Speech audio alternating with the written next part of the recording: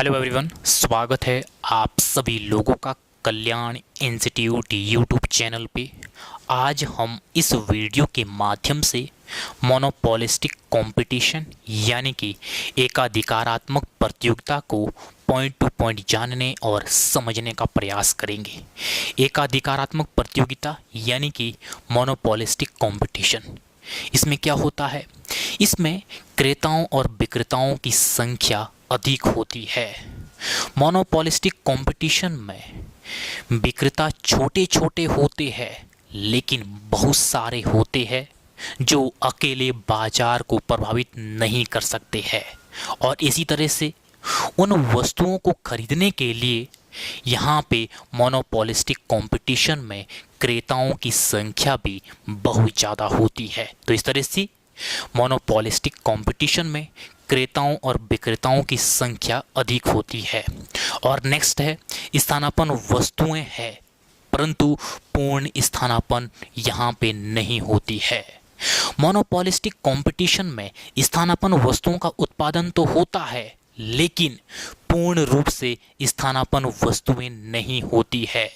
Monopolistic market के अंतर्गत पूर्ण रूप से स्थानापन्न वस्तुओं का उत्पादन तो नहीं होता है, लेकिन सामान्य अंतर जरूर होता है। जैसे कि रंग को लेकर के, वस्तुओं को आकार को लेकर के, और वस्तुओं की जो गुणवत्ता है, गुणवत्ता को लेकर के भी अंतर होता है। तो इस तरह से इन सब के आधार पर कहीं ना कहीं कुछ ना कुछ अंतर जरूर होता है, जो एक दूसरे से भिन्न जरूर बनाता है।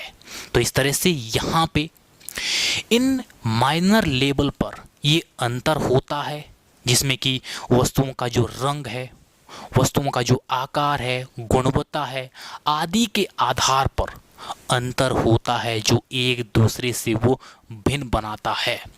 और अगला है फर्मों के प्रवेश और निकासी की स्वतंत्रता। ये किस तरह से मोनोपोलिस्टिक कंपटीशन में किस तरह से फर्मों के परिवेश और निकासी को लेकर के यहाँ पे स्वतंत्रता होती है। किसी भी तरह का यहाँ पे बाधाएं नहीं होती है। इसमें फर्मों का आकार छोटा होता है और फर्म किसी भी उद्योग में वो प्रवेश कर सकती है, जब चाहे वो वहाँ से बाहर निकल सकती है।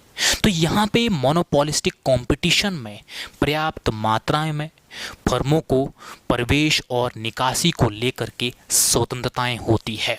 और अगला है मूल्य बाजार निर्धारित करता है मोनोपोलिस्टिक कंपटीशन में। ये किस तरह से? यहाँ पे बहुत सारे विक्रेता होते हैं और फर्मों का आकार यहाँ पे छोटा छोटा होता है, और ऐसे में अकेले कोई भी फर्म बाजार की कीमत को प्रभावित नहीं कर सकती है। और यदि बाजार में जो निर्धारित कीमत है, उस कीमत को अगर वो स्वीकार नहीं करता है, तो ऐसे में वो फर्म बाजार से बाहर हो जाती है। वो किस तरह से? यदि बाजार कीमत पर कोई फर्म ज़्यादा पर बेचे, तो ऐसे में उस वस्तु को कोई नहीं खरीदेगा, और यदि उस कीमत से कम पर बेचे तो ऐसे में उस फर्म को हानि होगी। तो इस तरह से मूल्य बाजार निर्धारित करता है और सभी फर्मों को उसे स्वीकार करना होता है। और अगला है विज्ञापन और प्रचार पर यहाँ पे ज़्यादा ध्यान दिया जाता है मोनोपोलिस्टिक कंपटीशन में। ये किस तरह से?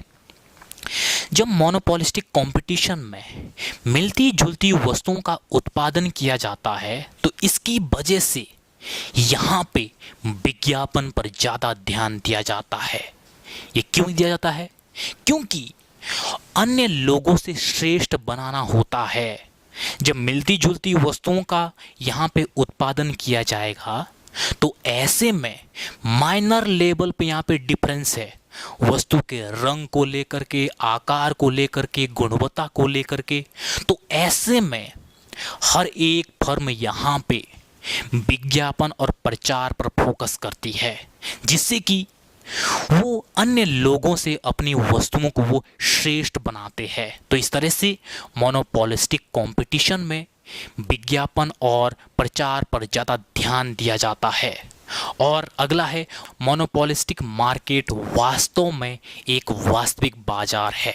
इसमें मिलती जुलती वस्तुओं का उत्पादन होता है और बाजार मूल्य निर्धारित करता है और किस तरह से हर एक फर्म को उस मूल्य को स्वीकार करना होता है और वास्तविक रूप में किस तरह से हर एक फर्म विज्ञापन और प्रचार पर विशेष ध्यान देती है ताकि अपनी वस्तुओं को वो अन्य लोगों की तुलना में वो श्रेष्ठ बना सके।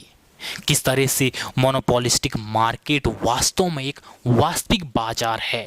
वास्तविक रूप में किस तरह से हम व्यवहारिक रूप में देखते हैं, मिलती जुलती वस्तुएं हमें मार्केट में मिलती है और किस तरह से बाजार में एक एक तरह की कीमत होती है और हर एक फर्म किस तरह से अपने उत्पाद के प्रचार प्रसार करते हैं।